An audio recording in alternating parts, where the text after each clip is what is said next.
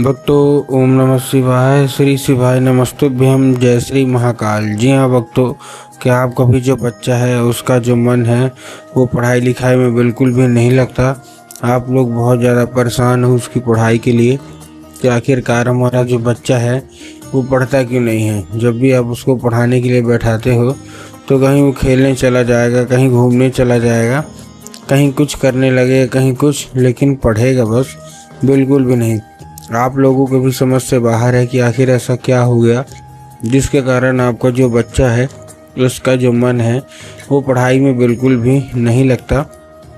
तो आपको परेशान होने की बिल्कुल भी आवश्यकता नहीं है, क्योंकि आज जो मैं आपको उपाय बताने वाला हूँ, अगर आपने केवल उतना ही उपाय कर लिया तो अवश्य रूप से सारी की सारी इच्छा, सारी की सारी मनोकामना जो है अवश्य रूप से पूरी होंगी और आपका बच्चा का जो मन है वो पढ़ाई की ओर आकर्षित होगा ही होगा। क्या करना है, कैसे करना है, पूरा का पूरा बताऊंगा, ध्यान से सुनिएगा। देखिए, आपको भी पता है कि पूज्य गुरुदेव की जो कथा होती है उसमें लाखों की भीड़ आती है। कैसे भीड़ आती है? लाखों की भीड़ आती है। और जब गुरुदेव की कथा में लाखों की भीड़ आती है तो वहाँ ज़्यादातर जो भक्त होते हैं वो क्या करते हैं, पत्र के द्वारा अपनी इच्छा और पत्र के द्वारा अपनी मनोकामना जो होती है वो गुरुदेव तक पहुँचाते हैं। तो अभी गुरुदेव की कथा चल रही थी, यहाँ से 4 से 5 महीना पहले की बात है। गुरुदेव की कथा चल रही थी और गुरुदेव की कथा में लाखों की भीड़ आई। अब जब गुरुदेव की कथा में लाखों की भीड़ आई तो वहाँ ज़्यादातर जो भक्त थे उन्होंने क्या किया, पत्र के द्वारा अपनी इच्छा और पत्र के द्वारा अपनी मनोकामना जो थी वो गुरुदेव तक पहुंचाई।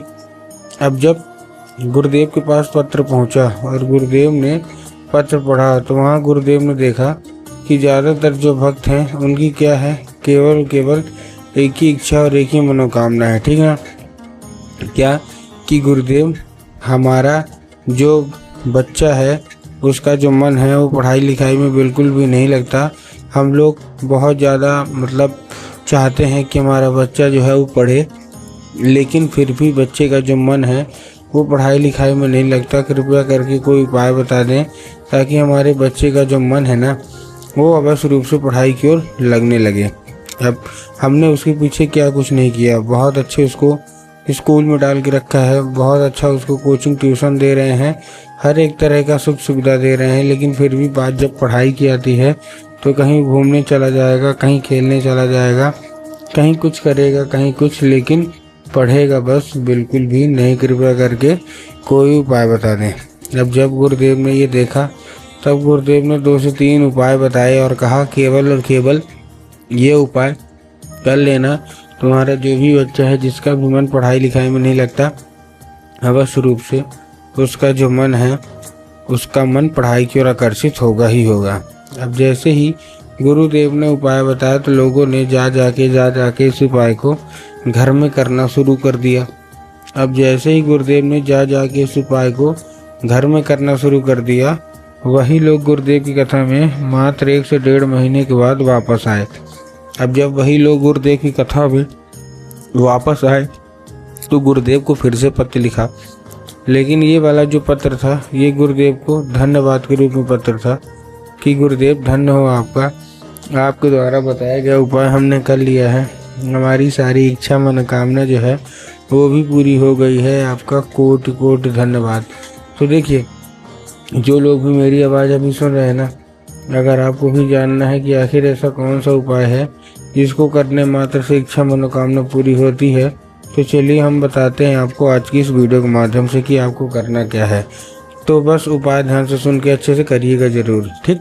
तो देखिए, जो हमारा पहला उपाय है, इस उपाय में आपको लेना क्या है, आपको लेना है 3 काली तिल और साथ में आपको लेना है 1 धतूरा। ठीक, क्या लेना है?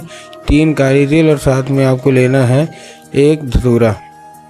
ले लिया धतूरा। धतूरा लेने के बाद आपको करना क्या है, जैसे ही धतूरा लिया, धतूरे लेने के बाद अपने बच्चे के हाथ में दीजिए और उसको भेज दीजिए कहाँ, सीधा शिव मंदिर। अब जैसे ही आप ठीक शिव मंदिर पहुँचेंगे, शिव मंदिर पहुँचने के बाद दक्षिण दिशा में खड़े हो जाइएगा और उत्तर की ओर अपना चेहरा कर लीजिए।